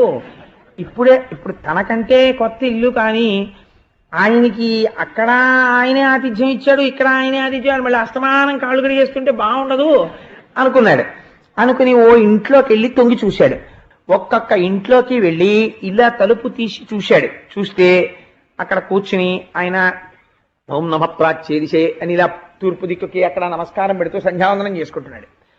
నారదుడిని చూడగానే, అమ్మో నారదా మీరు వచ్చారా, రండి రండి రండి రండి. అమ్మ బాబు ఇది మళ్ళీ దొరికిపోయాను, నేనేం చెయ్యాలి, మహానుభావులు మీరు ఊరికే వస్తారా, రండి కాళ్ళు కడుగుతాను. అప్పుడే ఇంకా తడిగా ఉన్నాయి కాళ్ళు. పక్కింట్లోంచి వచ్చాడు. కడుగుతున్న వాడికి తెలుసు, కడిగించుకుంటున్న వాడికి తెలుసు, ఆ భార్యకి తెలియదు. పోయి రమ్మంటే వస్తారేమిటా, నారదుల వారు వచ్చారు నీళ్ళట్రా అంటున్నాడు, కడుగుతున్నాడు. కడిగేసి చల్లుకుంటున్నాడు. నేనేం చేయనంటున్నాడు. మళ్ళీ ఈయన అదే పద్యం చెప్తున్నాడు. మళ్ళీ బయటకు వస్తున్నాడు. మళ్ళీ 3వ ఇంట్లోకి వెళ్ళాడు. ఇంకో ఇంట్లోకి వెళ్ళి ఇలా చూశాడు. చూసేటప్పటికి అక్కడికి వెళ్ళేటప్పటికి పురాణం చదువుకుంటున్నాడు. తన కథలే చదువుకుంటుంటే ఇలా చూసి చదువుకుంటున్నాడు కదా అని తెరేసేపోయాడు. నారదుల వారు రండి మళ్ళీ తీసుకెళ్ళాడు. అమ్మ బాబోయ్ ఇది ఎక్కడ కూడా ఆయన మళ్ళీ తరికాళ్ళు, మళ్ళీ కడగడం, మళ్ళీ చల్లుకోవడం, మళ్ళీ అడగడం, పద్యం చెప్పడం, మళ్ళీ వెళ్ళడం, మళ్ళీ 4వ ఇల్లు. ఇక్కడికి వెళ్ళిన తర్వాత కొంచెం ప్రమాదం తప్పింది. ఎందుకంటే ధ్యానం చేసుకుంటున్నాడు. కూర్చుని కళ్ళు మూసేసుకుని తనలో తాను రమిస్తూ ఉన్నాడు. పర్వాలేదనుకుని కొంచెం ఇలా చూసి ఇది కూడా ఇల్లే, ఇప్పటికి 4 చోట్ల ఉన్నాడు ఏమిటనుకుని కట్టినేస్తున్నాడు. రండి రండి నారదుల వారు అని లేచాడు. అమ్మ బాబోయ్ అనుకున్నాడు. మళ్ళీ అక్కడి నుంచి అన్ని చోట్ల మీరు గమనించండి, ఎక్కడ దైవంలో లేడు. ఇది మీరు అక్కడ గమనించవలసిన విషయం. ఏ ఇంటికి వెళ్ళినా సంసారం ఎలా ఉంటాడో అలాగే ఉన్నాడు. ఒక చోటుకి వెళ్ళేటప్పటికి వాళ్ళ ఆవిడ నగల పెట్టి తీసుకొచ్చి అక్కడ పెట్టింది. ఏమీ ఇది వేసుకుంటే నాకు ఎలా ఉంటుందంటావు, నీ మొహన్ నువ్వు సరిగ్గా చెప్పవు, అన్ని బాగున్నాయంటావు, నాకు నేను నగలు వేసుకుంటున్నాడు. వేసుకుంటుంటే వాళ్ళ ఆవిడ మీకు ఏదైనా బాగుంటుందండి అని నగలు సర్దుతోంది. ఇంతలో కొద్దిగా ఇలా మెల్లిగా పిల్లిగా చేశాడు. నారదుల వారు రండి రండి రండి రండి అన్నాడు. ఇంకో చోటుకి వెళ్ళేటప్పటికి ఆవును దానం చేసుకుంటున్నాడు. బ్రాహ్మణ్ణి పిలిచి అక్కడ 7 మంత్రాలు కూడా వినపడుతున్నాయి. తెర తీశాడు. గోదానం చేస్తున్నాడు, మీరు వచ్చారు, రెండు రెండు రెండు రెండు అన్నాడు. ఎక్కడికి వెళ్ళినా సంసారలాగే కనపడుతున్నాడు. ఎక్కడా పరబ్రహ్మంలో లేడు. అన్ని చోట్ల ఇంతమంది భార్యలతోనూ సంసారం చేసుకుంటున్న వాళ్ళగే కనిపించాడు. 16,008 ఇళ్ళు తిరిగాడు. 16,008 ఇళ్లలోనూ ఓ చోట అన్నం తింటున్నాడు, ఓ చోట జలకేళీలు ఆడుతున్నాడు, ఓ చోట చిత్రం ఏమిటో తెలుసా అండి, పిల్లాన్ని కూర్చోబెట్టి పాఠాలు నేర్పుతున్నాడు. ఒక చోటకి వెళ్ళేటప్పటికీ బలరాముడు కృష్ణుడు కూర్చుని మనం ఏం చేద్దామని మాట్లాడుకుంటున్నారు. ఒక చోట సాంబుడితో మాట్లాడుతున్నాడు, ఒక చోట ప్రద్యుమ్నుడితో మాట్లాడుతున్నాడు, ఒక చోట సభలో ఉన్నాడు, ఇంట్లో ఉన్నాడు, ఎక్కడికి వెడితే అక్కడే ఉన్నాడు. అన్నీ చూసి బయటికి వచ్చి అంతఃపురం బయట నించున్న నారదుడు అన్నాడు, ఏమినా ఆశ్చర్యం, ఏమినా ఆనందం, ఏమి కృష్ణ పరమాత్మ, మహానుభావుడు ఇంతమందితో ఏకకాలమునందు రమిస్తున్నాడు. ఎలా? అగ్నిహోత్రము ఎన్ని వస్తువుల్ని కాల్చినా వాటి యొక్క పవిత్రత కాని అపవిత్రత కాని తనకంటనట్టు, సూర్యకిరణములు బురద మీద పడ్డా, శవం మీద పడ్డా, పువ్వు మీద పడ్డా, దేవుడి బొమ్మ మీద పడ్డా, దేవాలయంలో విగ్రహం మీద పడ్డా, సజ్జనుడి మీద పడ్డా, దుర్జనుడి మీద పడ్డా, సూర్యుడికి అపవిత్రత లేనట్టు ఇన్ని ఇళ్లలో సంసారం చేస్తున్నవాడు సంసారాతీతుడై ఉన్నాడు. ఇది నా స్వామి అని పొంగిపోయి చిడతలు వాయించుకుంటూ కింద మీద పడిపోతూ వైకుంఠానికి వెళ్ళిపోయాడు. ఇది కృష్ణ పరమాత్మ యొక్క ఆశ్చర్యకరమైన సంసార రీతి. అంటే దీనివల్ల ఏం తెలుస్తుంది? 16,008 కన్యలను మదము చేత చేసుకున్నవాడు కాడు, వారిని ఉద్ధరించడం. దాని యొక్క అంతరార్థాన్ని మీకు విశ్లేషణ చేసి ఉన్నాను. కృష్ణ పరమాత్మ యొక్క వ్యాపకత్వాన్ని, ఆయన విష్ణుతత్వాన్ని ఆవిష్కరిస్తుంది. కాబట్టి కృష్ణుడు చేసిన చేష్టితములను వేలెత్తి చూపించే ప్రయత్నం నువ్వు చెయ్యకు సుమా. నారదుడంతటి వాడు నమస్కరించాడు, నువ్వెంతటి వాడివి. కాబట్టి ఈ లీల విన్న తరువాత పొంగిపోయి, ఎవరు అలా కృష్ణ పరమాత్మకి నమస్కరించి నా స్వామి వ్యాపకత్వం ఉన్నవాడు ఎందులేడు, ఇప్పుడు కూడా అంతటా ఉన్నాడు అని పొంగిపోతున్నవాడెవడున్నాడో అటువంటి వాడికి ఒక వరం ఇచ్చారు. ఇది విన్న తర్వాత అనిహరి ఇట్లు షోడశ సహస్ర వధూమణులం ప్రియంబునన్ మనసి జలకేళి తేల్చినయా మానుషలీల సమగ్ర భక్తితో వినిన పఠించినన్ కలుగు విష్ణు పదాంబుజ భక్తియున్ మహాధన పశు పుత్ర మిత్ర వనితాముఖ సౌఖ్యములన్నరేశ్వర.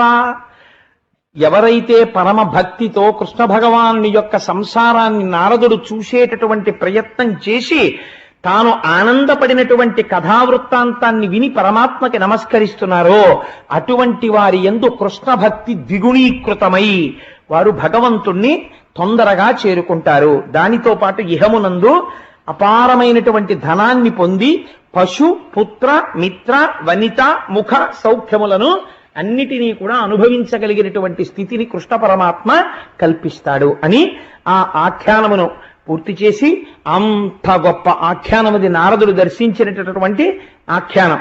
అందుచేత ఒక్కసారి సభలో అందరూ అనండి గోవిందా. కాబట్టి ఆ తదుపరి ఒకనాడు నిండు పేరోలగంలో సభ తీర్చి ఉన్నాడు కృష్ణ పరమాత్మ. సభ తీర్చి ఉండగా ఒక బ్రాహ్మణుడు సభలోకి వచ్చాడు. వచ్చి ఒక మాట చెప్పాడు. అయ్యా, జరాసంధుడనబడేటటువంటి రాజు అనేక మంది రాజుల్ని ఓడించి కారాగారంలో బంధించాడు. వారందరూ కూడా అనేకమైనటువంటి హింసలు పొందుతున్నారు.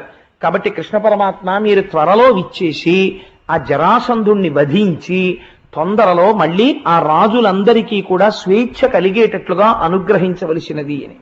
ఆ మాటలు విన్నటువంటి కృష్ణ పరమాత్మ సంతోషించి తప్పకుండా తొందరలో వచ్చి మేము జరాసంధుణ్ణి వధిస్తాం అని మాట ఇచ్చి, ఇటువంటి సందర్భంలో మనం ఏం చేస్తే బాగుంటుందో ఆలోచన చెప్పు అని ఉద్ధవుణ్ణి అడిగాడు. ఉద్ధవుణ్ణి అడగడం ఎందుకండి అంటే, పరమాత్మ అన్నీ తెలుసున్నవాడై ఉంటాడు, కానీ ఈశ్వరుడికి సహకరించినటువంటి పుణ్యాన్ని 10 మందికి కట్టబెడతాడు. ఉద్ధవుణ్ణి అడిగితే ఉద్ధవుడు అన్నాడు, ఇటువంటి కార్యం చేసే ముందు ఒక పని చేస్తే బాగుంటుంది.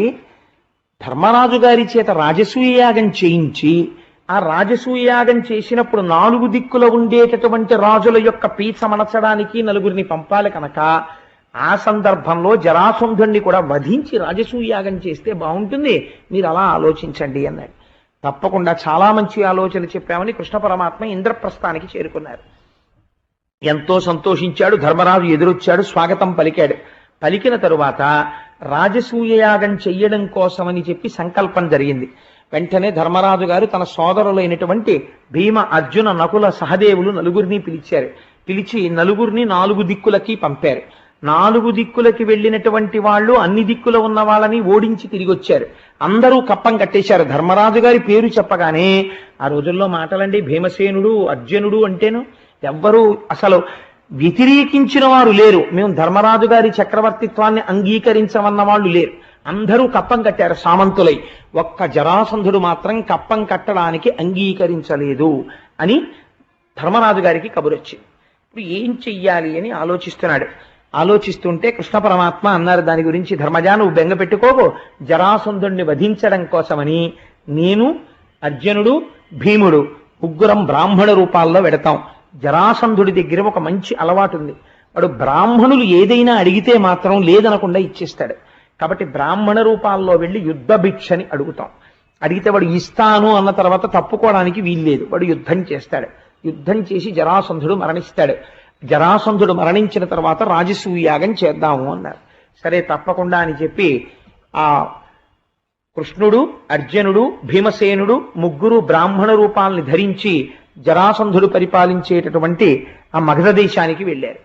వెళితే జరాసంధుడి కోట దగ్గరికి వెళ్ళి బ్రాహ్మణ రూపాల్లో నిలబడితే బయటికి వచ్చాడు. బయటికి వచ్చి మీకు ఏం కావాలని అడిగాడు. అడిగితే మాకు యుద్ధ భిక్ష కావాలి అన్నారు. బ్రాహ్మణులైనటువంటి వారు ఏమిటి యుద్ధ భిక్ష అడగడం ఏమిటి అని వాడు తేరిపారి చూశాడు. వాడేం తెలివి తక్కువ వాడు కనిపెట్టేశాడు. వచ్చిన వాళ్ళు కృష్ణుడు అర్జునుడు భీముడు వచ్చారు. కృష్ణుణ్ణి చూసి వాడు నవ్వి ఒక మాట అన్నాడు. వాడికి మనస్సులో ఏమిటి ఆలోచన జరాసంధుడి కంటే, మృత్యు ఎందుకు వచ్చిందో తెలుసా అండి? జరాసంధుడికి మృత్యువు రావడానికి కారణం 17 మాట్లు వాడు కృష్ణ పరమాత్మ మీద దండెత్తాడు. 17 సార్లు కూడా ఓడిపోయాడు. 17 సార్లు బలరాముడికి దొరకడం, కృష్ణుడు వదిలించేయడం. ఎందుకు అంటే నేను మీకు ఒకసారి ప్రసంగంలో చెప్పాను, ఈ దుష్టులందరినీ నేను ఎక్కడ వెతికి చంపుతాను? జరాసంధుడిని వదిలేస్తే వీడు వెళ్ళి దుష్టులందరినీ లాక్కొస్తుంటాడు యుద్ధానికి. ఈశ్వరుడికి వ్యతిరేకంగా ఉండే వాళ్ళని వీడు తీసుకొస్తాడు. వీళ్ళందరినీ చంపి మళ్ళీ వీడిని వదులుతుంటే వీడు మళ్ళీ పట్టుకొస్తూ ఉంటాడు. కాబట్టి దుష్టవధ తేలికైపోతుంది అని వదిలేశారు. 18వ మాట మాత్రం కృష్ణ పరమాత్మ ఏమీ తెలియని వాళ్ళ పరిగెత్తుకుంటూ వెళ్ళిపోయి పర్వతం ఎక్కి పర్వతం నుంచి సముద్రంలో దూకి ద్వారకకి వెళ్ళిపోయారు. అలా ఎందుకు వెళ్ళారు అన్న విషయానికి సంబంధించిన ఆంతరమైన విషయాన్ని కూడా మీకు నేను ఒక రోజున విజ్ఞాపన చేసి ఉన్నాను. కాబట్టి ఇప్పుడు మళ్ళీ చెప్పను దాని గురించి. అలా 18వ మాట కృష్ణుడు ఓడిపోయినట్టు నటించాడు. ఆ 18వసారి ఓడిపోయినట్టు నటించడమే ఇప్పుడు జరాసంధుడు చచ్చిపోవడానికి కారణమవుతుంది. ఇప్పుడు చూడండి, వాడన్నాడు 17 సార్లు నేను ఓడిపోయానన్నది వాడు మర్చిపోయాడు. 18వసారి కృష్ణుడు పారిపోయాడు అన్నది వాడికి గుర్తుంది. మనం కూడా జీవితంలో ఒక పొరపాటు పని చేస్తూ ఉంటాం. మనస్సులో ఈశ్వరుడికి పెద్ద స్థానం ఉండదు. ఈశ్వరుడు ఏముందంతా నేను చేసుకుంటున్నానని అలా అనుకున్నప్పుడల్లా ఏవో కొన్ని పనులు అయిపోతుంటాయి. అది ఏదో ఈశ్వరానుగ్రహం, పిల్లాడు తప్పు చేసిన క్షమించిన తండ్రిలా ఔదార్యం వహిస్తాడు. ఇది తెంపరితనానికి చేరుతుంది. ఈశ్వరుడు ఏమిటనే స్థితికి ఎడుతుంది. అప్పుడు ఆయన ఎవరో చూపించాడు అనుకోండి, బోర్లా పడిపోతాడు. కాబట్టి ఇప్పుడు ఆ జరాసంధుడు కృష్ణుడిని చూసి ఎంత మాట అన్నాడో చూడండి. ఎన్ని మాటలు ఓడిపోయాడండి ఆయన? ఒక్క మాట. కానీ ఏం చెప్తున్నాడు జరాసంధుడు? హో, నీ పౌరుషం నాకు తెలీదు అహహా అని నవ్వి. పోతన గారికి ఆ నవ్వు కూడా ఛందస్సులోకి వచ్చేసింది. అది పోతన గారి గొప్పతనం అంటే, ఆయన కవిత్వం అంటే. ఏం ఎంతయా, నేను యుద్ధానికి వస్తే పారిపోయిన వాడివి, వాళ్ళేమో నువ్వు నా ఇంటికి వచ్చి యుద్ధ భిక్ష అడుగుతున్నావా? అడగడానికి నీకు సిగ్గు లేకపోవచ్చు, నీతో యుద్ధం చేయడానికి నాకు సిగ్గు ఉండద్దు. పారిపోయిన వాడితో యుద్ధమా? కాబట్టి నీ బిరుదు, నీ గొప్పతనం, నీ పరాక్రమం నాకు తెలియని వాడివా? అందుకని నీతో నాకు యుద్ధం ఏమిటయా, నీతో యుద్ధం చేయనన్నాడు. ఈశ్వరుణ్ణి అధిక్షేపించడంలోనే వాడి మరణం వచ్చేసింది. వాడు మొదట కృష్ణుడితో చెప్పిన మాట ఇది, నాతో యుద్ధ భూమిలో నిలబడ్డం అంటే అంత తేలిక విషయమేం కాదు. అసలు నువ్వు నా ఎదురుగుండా నిలబడ్డం ఏమిటి? ముందు నువ్వు పక్కకి వెళ్ళాడు. అర్జునుడు మంచి బలపరాక్రమాలు ఉన్నవాడు. గాంధీవం పట్టుకుంటే శత్రువుల్ని దునుమారతాడు. కానీ చిన్నపిల్లాడు, వీడికన్నా పెద్దాడు ఉన్నాడుగా భీమసేనుడు. అందుకని అర్జునుడి కన్నా పెద్దవాడు భీమసేనుడున్నాడు, పైగా వాయుపుత్రుడు. నాతో బలానికి సరిపోతాడు. ధూర్తతనం అంటే ఎలా ఉంటుందో చూడండి. వెంటనే వాడి కోపం వచ్చేసి వెంటనే ఆ చెయ్యి విసిరి అవతల వాళ్ళని లాగడం మొదలెట్టాడు, యుద్ధానికి రమ్మని. సరే, తప్పకుండా నీకు యుద్ధ కండూతి తీరుస్తాను అని భీమసేనుడు అనుకున్నాడు. వెంటనే ఒక భూమిని సమతలంగా తయారు చేశారు ఒక చోట, మల్ల యుద్ధం చేయడానికి వీలుగా. జరాసంధుడు భీమసేనుడు ఇద్దరు యుద్ధం మొదలెట్టారు. భయంకరమైనటువంటి యుద్ధం సాగుతోంది. ఇద్దరూ కూడా ఒకరికొకరు తీసిపోని రీతిలో కొట్టుకుంటున్నారు. ఆ కొట్టుకోవడంలో గదాప్రహారం చేసుకుంటున్నారు ఒకరి మీద ఒకరు. ముక్కుల్లోంచి, కళ్ళల్లోంచి, చెవుల్లోంచి నెత్తురు ఓడిపోయి ఇద్దరూ కూడా ఎర్రటి రంగులోకి మారిపోయారు. అలా కొట్టుకుంటున్నారు. కొట్టుకుంటుంటే భీముడిలో ఉండేటటువంటి తేజస్సు క్షీణించకుండా కృష్ణ పరమాత్మ తనలో ఉన్న తేజస్సుని భీమసేనుడి యందు ప్రవేశపెట్టారు. కృష్ణుడి యొక్క తేజస్సు కలియడం వల్ల భీమసేనుని యొక్క తేజస్సు క్షీణించలేదు. 10,000 ఏనుగుల బలం జరాసంధుడిది. అని వాడేం సామాన్యుడు కాడు యుద్ధంలో. వాడొకడు, కీచకుడొకడు. కీచకుడు ఇంకా జరాసంధుడు అందరూ చూస్తుండగా స్టేడియంలో కొట్టుకున్నారు. అందుకని వాళ్ళు దెబ్బలాడుకునేటప్పుడు మల్ల యుద్ధం చేసే వాళ్ళకు ఒక లక్షణం ఉంటుంది. మల్ల యుద్ధం చేసేటప్పుడు పట్టు సరిగ్గా పడాలన్నా, ఓ గుద్దినప్పుడు సరిగ్గా దెబ్బ తగలాలన్నా నిశ్శబ్దంగా ఉండి దక్షిణామూర్తిలా ఉంటే అలా కొట్టడం కుదరదు. వాళ్ళు గుద్దాలంటే అరుచుకుంటూ పట్టుకుంటారు, గుద్దుకుంటారు. కీచకుడు భీముడితో యుద్ధం చేసినప్పుడు ఏం జరిగిందో తెలుసా అండి? అటువంటి మల్ల యుద్ధం ప్రపంచంలో లేదు. ఎందువల్ల అంటే భీముడు గట్టిగా అరిస్తే కీచకుడితో యుద్ధం జరుగుతోందని, ద్రౌపది యొక్క కథ బయటికి వస్తుందని, అజ్ఞాతవాసం బయటపడిపోతుందని భీముడు అరవలేదు. అరవకుండా భీముడు కొడుతున్నాడు. తను గట్టిగా అరిస్తే ఇంత యువరాజుకి వీడికి ఇదేమి నిష్కారణమైనటువంటి దుర్మార్గ బుద్ధి, ఇవి దెబ్బలు తింటున్నారా అనుకుండిపోతారని కీచకుడు అరవలేదు. నిశ్శబ్దంగా కొట్టుకున్నారు ఇద్దరు. ఇక్కడ అలా నిశ్శబ్దంగా ఏం కొట్టుకోవట్లేదు, ఇద్దరు ఒకళ్ళనొకళ్ళు కుళ్ళబుడుచుకుంటున్నారు. అయినా సరే భీమసేనుడు తట్టుకోగలిగాడంటే కృష్ణ పరమాత్మ యొక్క తేజస్సు ప్రవేశపెట్టారు. యుద్ధం జరగగా జరగగా జరాసంధుడి యొక్క శక్తి క్షీణించడం మొదలుపెట్టింది. ఎడతెరిపిలేని యుద్ధం చేస్తున్న భీమసేనుడి వంక చూసి కృష్ణ పరమాత్మ ఒక్కసారి ఆయన దృష్టిని ఆకర్షించేటట్టుగా పిలిచి ఒక చెట్టు కొమ్మ తీసి దాన్ని ఇలా రెండుగా చీల్చి చూపించారు.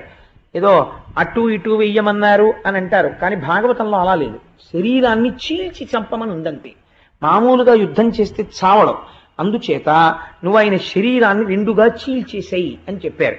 అప్పుడు ఆ యుద్ధంలో పడగట్టి ఒక కాలుని తన రెండు కాళ్లతో తొక్కి పట్టి రెండవ కాలుని ఏదైనా బద్దలగొట్టవలసినటువంటి ఒక కట్టె పుల్లని విరగకొట్టి మధ్యలో ఒక చిన్న ఇనప గుదియ దిగ్గొట్టి ఇలా పట్టుకుని పైకెత్తి చీల్చేసినట్టు ఆ కాలు పట్టుకుని ఉత్తరించేస్తుంటే శరీరంలో సగభాగం తల వరకు రెండు ఖండముల కింద విడిపోయింది జరాసంధుడి శరీరం. విడిపోయి అటు ఇటు విసిరేశాడు. ఆ రోజున జరాసంధుడు మరణించాడు. మరణించిన తర్వాత అక్కడ ఉన్న రాజులందరినీ విడిపించారు.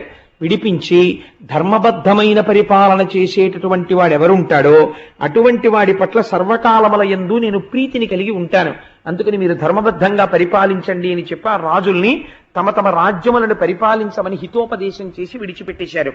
సర్వం శ్రీ ఉమామహేశ్వర పరబ్రహ్మార్పణమస్తు. స్వస్తి.